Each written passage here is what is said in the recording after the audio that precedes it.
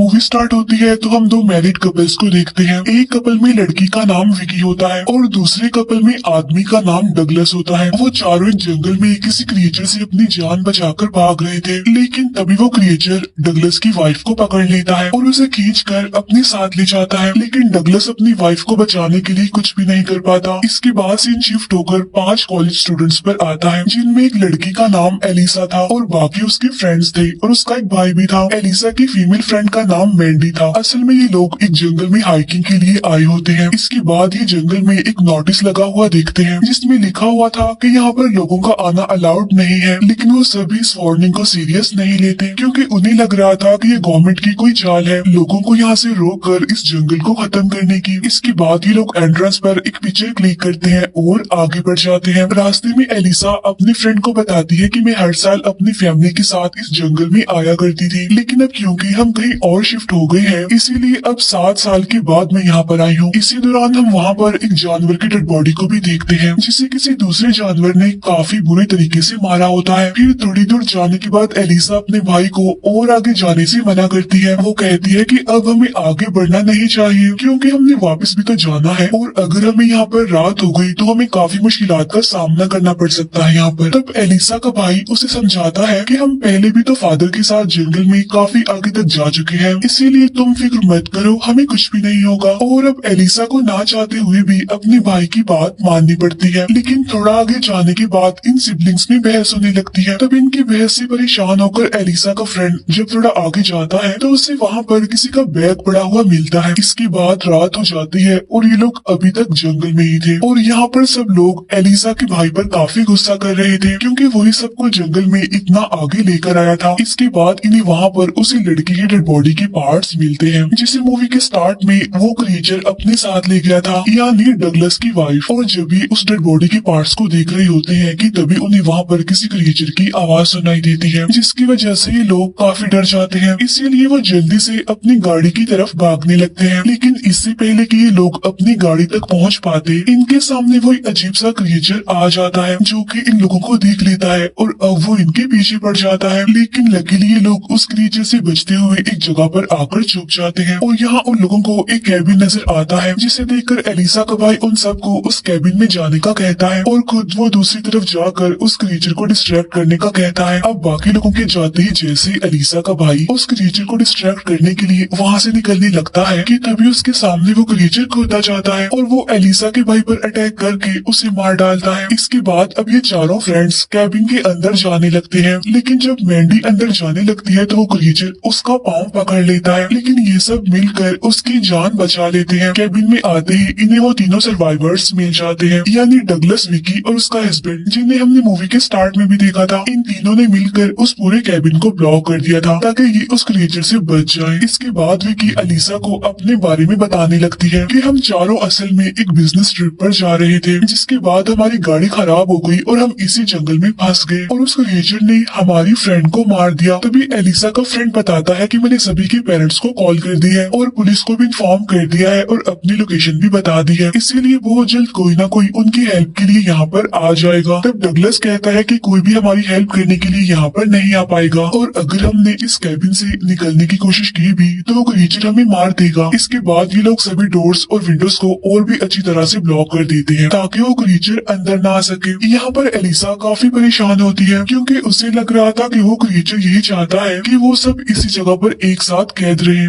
तब एलिसा का फ्रेंड उसे समझाता है कि वो सिर्फ एक क्रिएचर है और हमें उससे बचकर बस यहाँ से निकलना है। हमें ये जानने की जरूरत नहीं है कि वो क्रिएचर क्या है और क्यों है और वो क्या चाहता है, हमें उससे भी कोई मतलब नहीं है। अभी ये दोनों बात कर ही रहे होते हैं कि तभी वहाँ पर वो क्रिएचर आ जाता है और वो उस कैबिन में घुसने की कोशिश करता है, लेकिन तब वो लोग उस विंडो को भी ब्लॉक कर देते हैं जहाँ से वो क्रिएचर अंदर आने की कोशिश कर रहा था। इसके बाद वो क्रिएचर कैबिन के चारों तरफ घूमने लगता है और तभी वो एक विंडो के जरिए अंदर आ ही जाता है। तब उसके अंदर आने के बाद वो लोग उसे रोकने की कोशिश करते हैं, लेकिन उसे रोकने की कोशिश में विकी का हस्बैंड इंजर्ड हो जाता है। इसीलिए मैंडी और एलिसा भी इनकी हेल्प करने के लिए वहाँ पर आ जाती है और वो एक ड्रेसर को उठाने लगती है ताकि वो उस क्रिएचर को इसकी मदद से रोक सके। अब क्योंकि वो ड्रेसर काफी भारी होता है, इसीलिए वो दोनों उसे उठा नहीं पाती। तभी एलिसा का फ्रेंड पेपर स्प्रे लाकर उस क्रिएचर पर स्प्रे कर देता है। तब इनकी आवाज सुनकर डगलस भी उनकी हेल्प करने के लिए वहाँ पर आ जाता है और इसी वजह से अभी ठीक टाइम पर ड्रेसर की मदद से उस विंडो को ब्लॉक करने में कामयाब हो जाते हैं। यहाँ पर विकी का हस्बैंड डगलस को उनकी हेल्प करने के लिए थैंक्स कहता है। तब डगलस कहता है कि दरवाजों और विंडोज को ब्लॉक करने के लिए हमारे पास और ड्रेसर्स नहीं है और ना ही हमारे पास टाइम है, इसीलिए हमें जितना जल्दी हो सके इस जगह से निकलना होगा। रात को ये सभी लोग एक साथ बैठे होते हैं। यहाँ पर एलिसा का फ्रेंड कहता है कि पुलिस की हेल्प बस आने ही वाली होगी, जिस पर डगलस हंसते हुए कहता है कि हम इस जगह पर ज्यादा टाइम के लिए टिक नहीं पाएंगे और हमारी हेल्प करने के लिए यहाँ पर कोई आएगा भी नहीं, क्योंकि सबको पता है कि यहाँ पर क्या है, वो क्रिएचर है, यानी यहाँ पर खतरा है। इसीलिए हमें खुद यहाँ से निकलकर अपने लिए कोई हेल्प लानी होगी। तब ये सुनकर विकी का हस्बैंड मना कर देता है कि नहीं, यहाँ से बाहर अब कोई नहीं जाएगा, जिस पर एलिसा का बेस्ट फ्रेंड कहता है कि मैं जाऊंगा बाहर और हेल्प लेकर जल्दी वापस भी आ जाऊंगा। तब ये सुनकर एलिसा अपने फ्रेंड को दूसरे रूम में ले जाकर उसे समझाती है और कहती है कि तुम बाहर नहीं जाओगे, जिस पर एलिसा का फ्रेंड कहता है कि अगर मैं हेल्प लाने के लिए बाहर ना गया तो कोई भी यहाँ से बाहर नहीं जा पाएगा। इसीलिए अब ना चाहते हुए भी एलिसा को उसकी बात माननी पड़ती है। इसीलिए अभी लोग प्लान बनाते हैं कि विकी का हस्बैंड उस क्रीचर को डिस्ट्रैक्ट करेगा। उसी टाइम एलिसा का फ्रेंड कैबिन से निकलकर हाईवे की तरफ भागेगा। फिर कुछ देर बाद वो करते भी बिल्कुल ऐसा ही है। विकी का हस्बैंड बाहर जाता है और वो विसल बजाकर उस क्रीचर को अपनी तरफ अट्रैक्ट करता है। अब एलिसा का दूसरा फ्रेंड घर से बाहर खड़ा हुआ था। वो स्पाई ग्लास की मदद से उस क्रीचर को देखता है और वॉकी टॉकी की मदद से वो विकी के हस्बैंड को बताता है कि वो क्रीचर तुम्हारे काफी करीब आ चुका है। तब मौका देकर एलिसा का बेस्ट फ्रेंड कैबिन से काफी दूर भाग जाता है। इसके बाद एलिसा का फ्रेंड विकी के हस्बैंड को बताता है कि अब वो क्रीचर मुझे कहीं भी दिखाई नहीं दे रहा। इसका मतलब ये है कि अब वो वहाँ से भाग गया है। और तभी अचानक से इन लोगों को वॉकी टॉकी पर एलिसा के बेस्ट फ्रेंड के चिल्लाने की आवाजें आने लगती हैं। तब यहाँ पर उन्हें पता चलता है कि वो क्रीचर असल में अब एलिसा के बेस्ट फ्रेंड के पीछे आ रहा है। इसीलिए अब एलिसा का फ्रेंड और विकी का हस्बैंड फौरन केबिन के अंदर आने की कोशिश करते हैं, लेकिन डगलस उस दरवाजे को ब्लॉक कर देता है और उन्हें अंदर आने नहीं देता, जिसे देखकर विकी उस दरवाजे को खोलने की कोशिश करती है, लेकिन डगलस उन्हें दरवाजा खोलने नहीं देता। इसीलिए अब एलिसा उन दोनों को वॉकी टॉकी पर बताती है कि किचन का दरवाजा खुला हुआ है, तुम वहाँ से अंदर आ जाओ। इसीलिए अब एलिसा का फ्रेंड और विकी का हस्बैंड किचन के दरवाजे से कैबिन के अंदर आ जाते हैं और अंदर आते ही विकी का हस्बैंड सबसे पहले डगलस को मारता है, जिससे डगलस बेहोश हो जाता है। और जब उसकी आंख खुलती है तो वो खुद को बंधा हुआ पाता है, क्योंकि अब उन लोगों को डगलस पर बिल्कुल भी बिलीव नहीं था और यही वजह थी कि उन्होंने उसको बांध दिया। इसके बाद हम एलिसा को देखते हैं, जो कि काफी अपसेट लग रही थी, क्योंकि उसने अपने भाई और अपने फ्रेंड को खो दिया। इसीलिए वो डिसाइड करती है कि वो उस क्रीचर को मारकर ही यहाँ से बाहर निकलेगी। वहीं पर एलिसा का फ्रेंड काफी डरा होता है, क्योंकि आज वो मरते मरते जो बचा था और उसे लगता है कि वो किसी भी टाइम मर सकता है।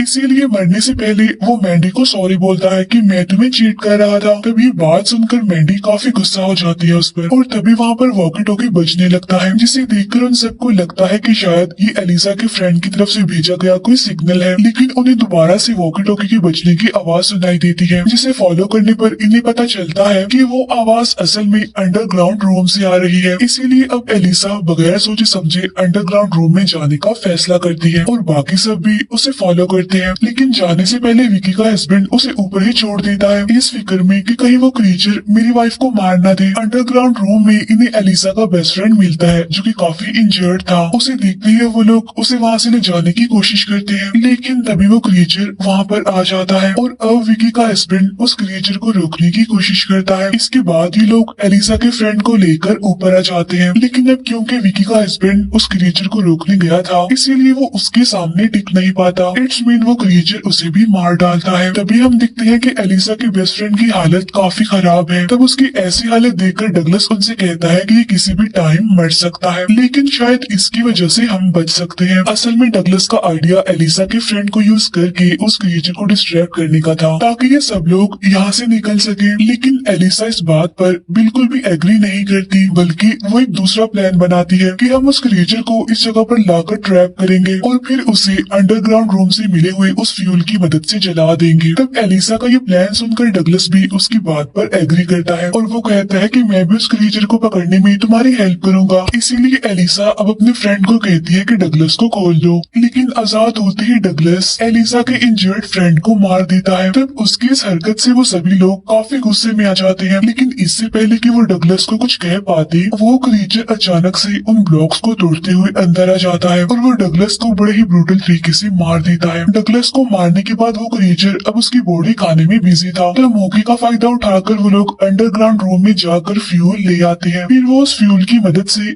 वहाँ पर आग लगा देते हैं, जिससे वो क्रिएचर उस आग में जल जाता है और उसकी मौत हो जाती है। इसके बाद वो लोग अंडरग्राउंड रास्ते से ही आगे बढ़ते हैं, लेकिन रास्ते में विकी को उसके हस्बैंड की डेड बॉडी दिख जाती है, जिसे देखकर अब वो वहीं पर ही रुक जाती है। लेकिन तभी एलिसा के दूसरे फ्रेंड को वो क्रिएचर खींचकर ले जाता है और यहाँ पर हमें पता चलता है कि वहाँ पर एक नहीं बल्कि दो क्रिएचर्स मौजूद थे, जिनमें से एक को तो उन्होंने जलाकर मार दिया था, लेकिन दूसरा अभी भी जिंदा है। इसके बाद मैंडी विकी को लेकर वहाँ से भागने लगती है, लेकिन अनलकीली वो क्रिएचर विकी को भी मार देता है और अब वहाँ पर सर्वाइवर्स सिर्फ मैंडी और एलिसा थी। इसीलिए अब वो दोनों एक साथ वहाँ से भागने लगती है, लेकिन बहुत जल्द वो क्रिएचर एलिसा को पकड़कर उसे भी मार डालता है। लेकिन मैंडी किसी तरह बचकर वहाँ से भागने लगती है। आगे जाने के बाद वो अपनी बॉडी पर मिट्टी लगा लेती है ताकि वो क्रिएचर उसे स्मेल करते हुए उसके पीछे ना आ जाए। इसके बाद मैंडी फाइनली गाड़ी के पास पहुँच जाती है, लेकिन जैसे ही वो गाड़ी स्टार्ट करने वाली होती है वो क्रिएचर वहाँ पर आकर उस पर भी अटैक कर देता है, लेकिन मैंडी किसी तरह उसे बचते हुए उसे अपनी गाड़ी के नीचे क्रश कर देती है। इसके बाद वो सही सलामत उस जंगल से बाहर निकल आती है और तभी हम उस क्रिएचर की डेड बॉडी के पास एक और क्रिएचर को देखते हैं। इट्स मीन वहाँ जंगल में सिर्फ दो क्रिएचर्स नहीं थे, बल्कि वहाँ पर और भी बहुत सारे ऐसे क्रिएचर्स मौजूद थे। और इसी के साथ ही ये मूवी यहीं पर एंड हो जाती है। Thank you for watching.